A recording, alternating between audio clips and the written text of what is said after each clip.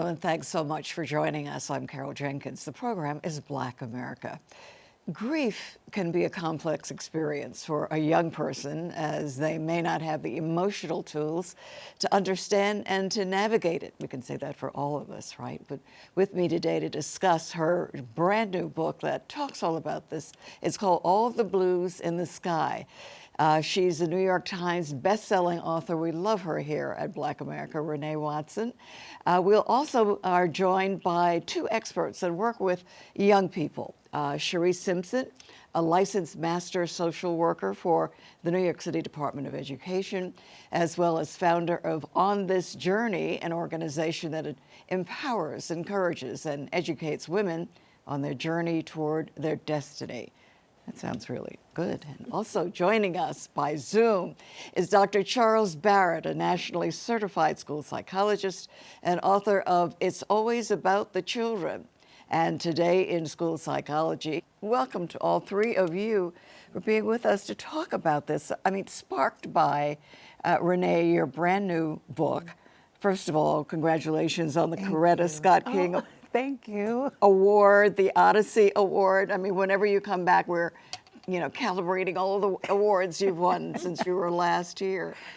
Renée is a frequent flyer, you all, Charles and Cherise should know. Talk to us about this book.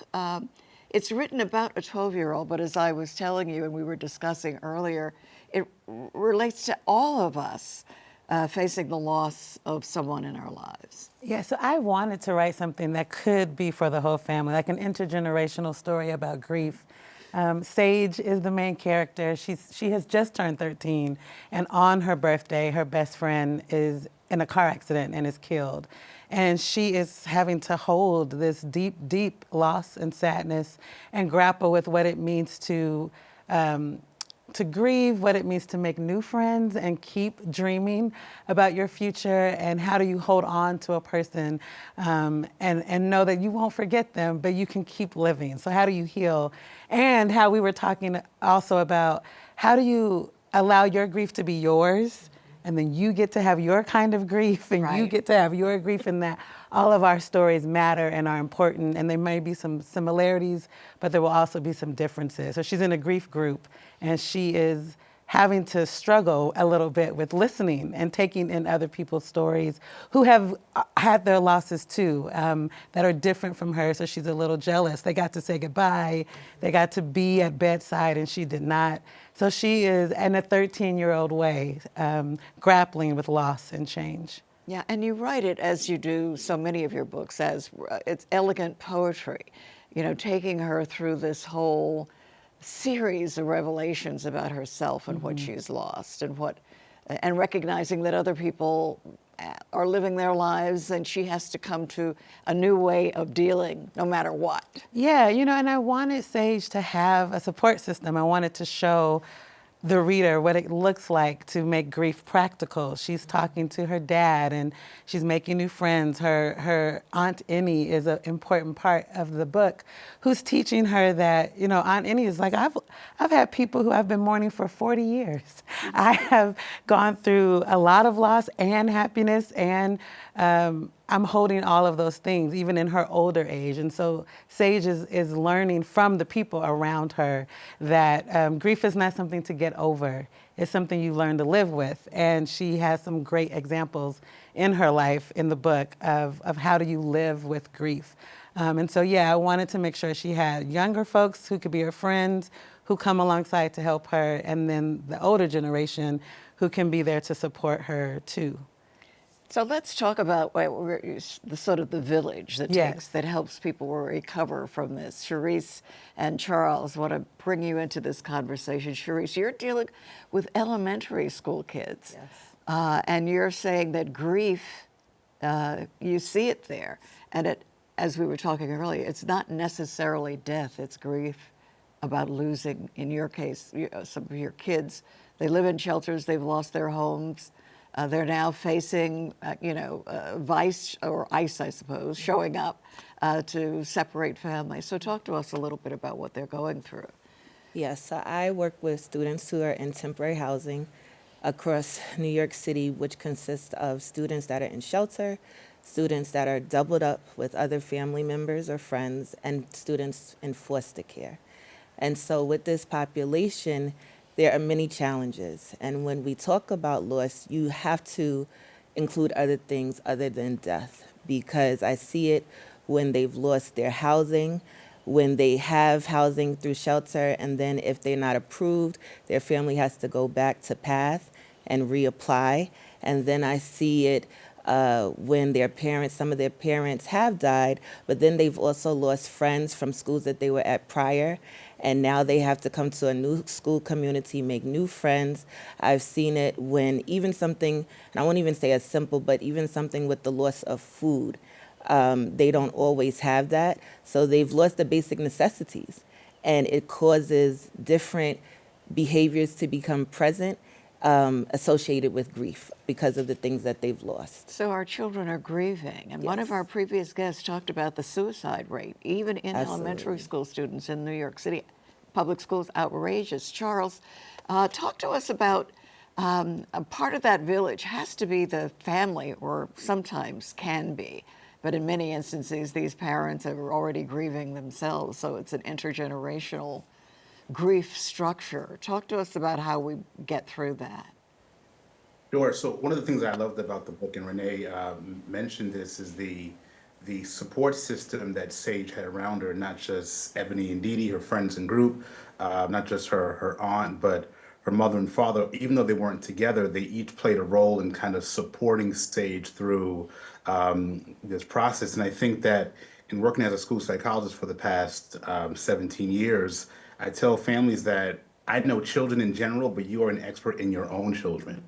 So I think family, when they can feel empowered to know who their children are, what they need, and then we can support them as educators, as mental health providers, to be supportive of how they can come alongside and support their young people. One of the things that I also loved about the book is that there's a portion of the book where Sage wants to do something that she had been talking about for a while. I don't want to spoil the book for others out. Right. Her parents are, I think it's her mom, but I think it was her mom who was encouraging her to keep doing that. So I think families have a way of being supportive, but also holding young people accountable for trying to move forward in life as they are grieving. Again, not something to get over, but something to live with and work through over time. Right, right. Well, Renee, the fact that the book is centered around a grief group, as Sage complains, what a name, shouldn't they call it a healing group, perhaps, But how did you decide to center it in that group situation? Well, so I wanted her to have many different folks to have to interact with around grief. And grief is something you don't necessarily talk about unless you're talking to someone else who is going through it. It's an interesting club to be a part of. Sometimes what bonds people is the loss. And so in her regular school day, she might not ever mention her best friend, but in this grief group, that's all she gets to talk about. And so I just wanted her to have a space, a carved out space where she could cry and talk about it and also listen to what other people's stories are. And, I think when we think about support, sometimes we have this fairy tale, like, oh, you're going to have all this support and we want you to talk, and everyone has been through something similar. But there can be tension and friction even with people who have gone through similar things. And so she is learning how I don't necessarily have to understand your story, but I can care about your story. I can care about you. And the point of listening isn't for me to understand. It is just also to bear witness and to say I care. So I think she's practicing that muscle of listening and caring and taking in someone's story, not to then be able to say, oh, I relate, and yes, it felt the same way for me, but to say, oh, that's how grief is showing up for her, and this is how it's showing up for you, and this is how it's showing up for me, and letting those stories be their own stories. I read at the end of your book that this was a book you'd wanted to write for some time about grief. And Yeah. just the 2-year period in your own life where you lost, 15, people who were close to you within a 2-year period. I mean, that's a lot. Yes. So it's so interesting, right after COVID, a lot of folks were asking me would I ever write about the quarantine or about COVID, and I was like, absolutely not. And I didn't think there was enough distance yet to be writing about that. But the more I thought about it, I was like, but I want to talk about loss and change and what it's like to collectively go through something and individually go through something, which we all did with COVID.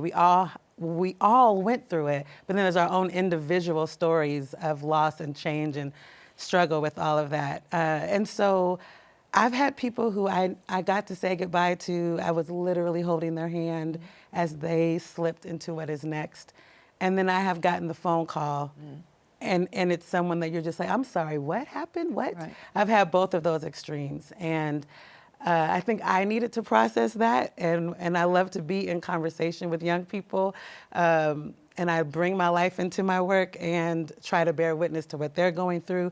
And I was so disappointed in in the adults who, after COVID, people just went back to everything, meaning Right. school too. Like, I was very surprised that there were not many schools who had like all school assemblies on that first day back to say, welcome back. We just went through something really big.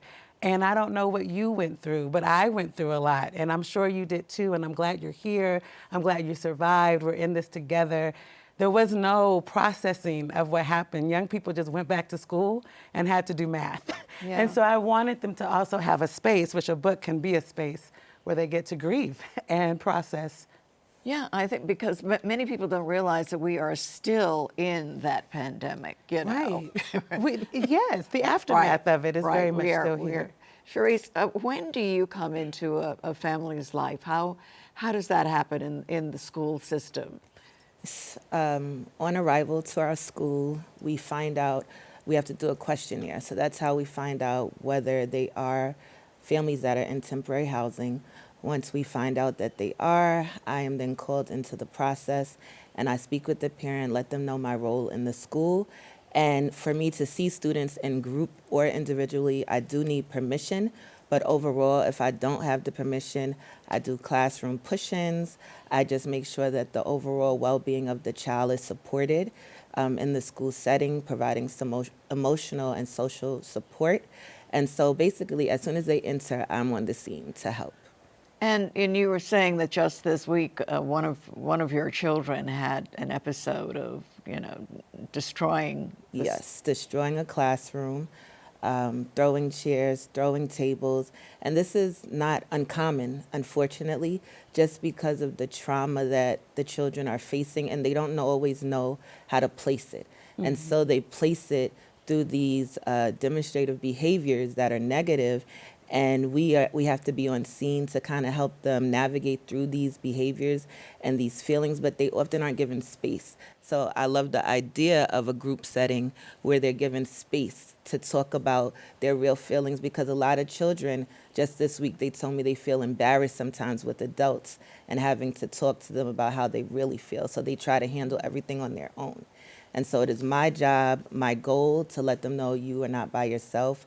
I'm here to listen. I'm here to not always have an answer for you, but I'm here to at least give you the opportunity to share how you really feel.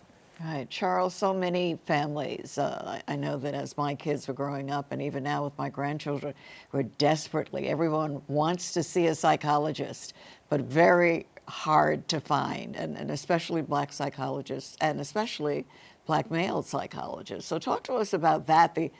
We know that we need you. How do we get you? Yeah, it's a challenge. As a school psychologist, I remember going through my training. At one time, school psych Black male were 0.2%. Now we're about 2%. So we've grown Right. some, but still certainly critical shortage of people that identify with the needs of our students and can just kind of reflect a similar cultural background. I think that there are different ways to feel supported, and I think as Black people, we're not monolithic, so there's different ways that we can tap into other community-based supports that might not be a psychologist. So I always say that as a person of faith, for example, you go to your church, you go to your mosque, you go to your temple, and you see people who might affirm you and just kind of validate that what you're feeling is appropriate, is normal, is okay. And I think from there, it's really, as a school person, I do think starting with your school is always a good thing. Schools often have a lot of partnerships or resources to refer to other individuals that you might not know about. So, as Sharice is a school social worker, I've been a school psychologist. There are people that we can refer families to that sometimes do look like them.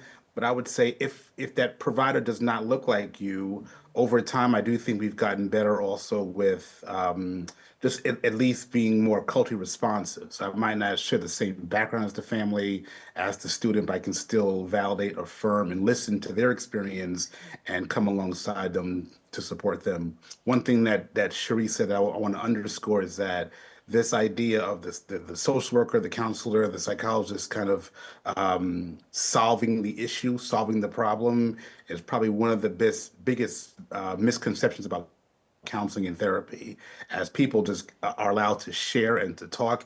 And even in group settings where kids can learn from each other, they can share strategies about what's worked for me. That is one of the most effective ways for people to not only get through, but to overcome whatever might be challenging them at the time. So, we hear a lot about the blaming social media for the disenchantment and perhaps depression or emotional issues with our kids. Do you find that as well? I will ask Charles and then Charisse. Is this really? Can we lay the bulk of the blame on our children's discomfort on social media? I don't know if it's the bulk, but it's a lot of it. I think the unnecessary comparison to other people. We see people through these highlight reels that we think is real life, and it's just not that. And I think sometimes young people are not developmentally ready to understand that what they're seeing on Facebook, TikTok, Snapchat, Instagram is not real life. All of us came up in a time where there was not all of that online activity. So we got a chance to grow in a way that was much more realistic and natural. But unfortunately, children these days don't always have that benefit. So a lot of it certainly is just the unnecessary comparison that does lead to depression, anxiety, and other mental health difficulties that children experience. Charisse? I would agree with Dr. Charles. It's not the bulk, perhaps, but it is a big part of the challenges that we face with the young people, because we have to understand that a lot of times parents aren't necessarily involved in teaching their children directly. So children are learning a lot from social media. They're sent to social media, to their tablets, to these digital options, rather than a parent talking to you. So you're making assumptions based off of what you see on TikTok, on Snapchat, and every other avenue that's available to you. And you're only seeing a snippet of a person's life that they're posting, but you're assuming that they have the best life. And because you may want the best life, you're going to do whatever it takes to get it. And so it is, I feel that it's leading our children in the wrong direction in some instances, because you don't know the real story. So you're trying to make a story based off of a story that's possibly not even true from what you're seeing. Yeah, and even the grief there, so many, it seems so many of the people who are stars on social media are having very troubled lives, and in some cases dying, and there's the grief over that. Renee, talk to us again. So how did the writing of this book change your relationship to the grieving that you're doing? I know that you lost, a dear friend, Nikki Giovanni. You, as we've had this discussion before, I know that she very much considered you as a daughter, and you as her as another mother. Yes, that grief is so fresh, and it is bookended by the loss of a dear friend that I've known since I was 14 years old. Her name is Sharnetta. She died in February of 2024, and then Nikki died in December. And these are two, when I say like my anchor people, people who hold you down. And so I think, I have been thinking a lot about being the adult in the room and wanting to show up for young people. and coming in and being able to say, I don't have answers, but I care about you, and we're going to talk, and I'm going to listen, and I'm going to take you in. I think grief has taught me how to endure sadness and how to hold it and be okay with that. I think we talk about tears in a way of like, you know, oh, she broke down crying, or I don't know why, I just lost it. We talk about crying in such a negative way. But if you're laughing, if it is an appropriate time for you to laugh, I don't discourage you from laughing, right? I laugh with you, I join in, I want to know what's funny. And so if someone is mourning and crying, I don't want to shut down their tears. I want to give them space to express it. And that is a very natural, normal thing to do in response to loving someone and losing them. And so I think in writing the book, it's just helped me also own my sadness, and that can come in the room with me too. And that just because I am the adult, I don't have to come in and being okay. I can be honest and say to young people, you know, I'm going through a lot too. And I'm here, and I'm showing up, and I'm dreaming, and there's so many good things happening too. You know, Sage wants to be a pilot. She has dreams. She's still eating ice cream and going out and having fun and having a crush on somebody. And so I want young people to know they can hold it all. And I think I am constantly reminded of everything I'm going through in my personal life. The hard is balanced with some good. And I think that is what life is. I don't know that we talk to young people about that. It's either the extremes of it all, but really, in 1 week, I can get the best news and the worst news. Right. And they don't cancel each other out. I'm allowed to feel all of it, and I want young people to know they can feel it all. Yeah, and you talk in the book in so many ways about the color blue. Yes. You can say blue, but are you talking black blue, or are you talking light blue? Or tell us about using that color theme as a sort of rainbow of emotions. Yeah, well, I was thinking about, you know, in Sage wanting to be a pilot, she's thinking a lot about flying and what do pilots have to navigate and understand about the sky. They have to understand how to navigate a plane in stormy weather, where the skies are blue and, you know, or dark blue, the bright blue where the sky is super bright and the sun is shining. All of that requires skills. And so it's kind of a metaphor for her to realize I can navigate it all. I can figure out how to go through the hard stuff and the great stuff, and that sometimes it might be bumpy and all the turbulence that happens, but I can survive it. And so, yeah, I was just thinking of, you know, I often say I can't just write from emotion. I have to be a writer. I have to think about metaphor and craft and really, and plot and all of those things. So I didn't want to just put all this pain on the page. I had to think about how do I help a young person artistically think about their grief too. So in Sage's, in her looking at math and science and formulas and thinking about the mechanics of flying, she is also making connections to her own life. And I'm hoping young people can do that too. Right, Charles, what Renee is saying is that what she's trying to have kids understand, I guess we all need to do it. I was saying I've lost several of my best friends too. I mean, the senior citizens need to read your book. You know, how do you get through at a certain age where your friends, as I say, I'm losing my 90-year-old friends now, you know? But the whole idea that you can survive this, Charles, talk with the kids that you're dealing with. Well, I'll quote good friend of mine, fellow school psychologist Byron McClure, who has this really strong way of using a strength-based approach. And his motto is shifting from what's wrong to what's strong. So one of the things that we like to do in schools is to try to still build on kids' strengths or their assets that are around them. So what is going well for you in life? Who do you still have around you? Your family system, your anchor, your friends, your other support system, your other strengths, things that you enjoy doing, and encourage them that it's not an either or life, but it's a both and finding joy in those moments. So I think the strength-based approach is certainly one thing that social workers, counselors, school psychologists, teachers, anyone, families, but even teaching kids to focus on the strengths that they have in spite of the loss that's around them is a really good strategy that I think can be helpful for a lot of young people. Sharice, are your kids receptive to it? Can you get through to most of them? It's taking some time, to be honest, but I'm starting to see small changes. And that's one thing that I feel like we have to recognize, that change takes time. And so what I saw in the beginning, particularly with the girls group that I hold, the children are changing into different people. And as Dr. Charles says, I definitely try to emphasize their strengths, and alongside their strength, the type of future that you want. And so if you want a good life, you have to put in the work. And just because bad things have happened to you, it doesn't mean that's your whole life. And because that was the idea that they came into group with, and now I believe that they're starting to see trauma, joy, all of these things, it can have happened to me, but I can get better. I can change. I can grow. And I keep emphasizing it because I like to live by the phrase that consistency is a way to measure growth.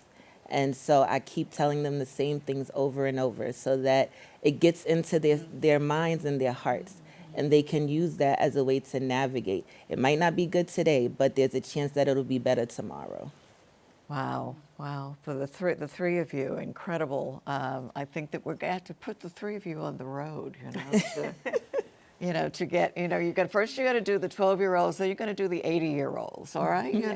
On all ends of this spectrum, so we can all understand that, we're not defined by, the one or two bad things that have happened to us. And I encourage young and old readers to get the book, All the Blues in the Sky, whatever the rainbow that is, by New York Times best-selling author and favorite of Black America, Renee Watson, and Sharice Simpson, a licensed master social worker, and Dr. Charles Barrett, nationally certified school psychologist. Thank you all for joining us today. I feel much better. I think the kids are going to do much better, and that's it for us. I hope you feel better. Thanks for joining us. I'm Carol Jenkins. The program is Black America. We'll see you the next time. And now you can download the CUNY TV app in your Apple Store or in Google Play and find us there.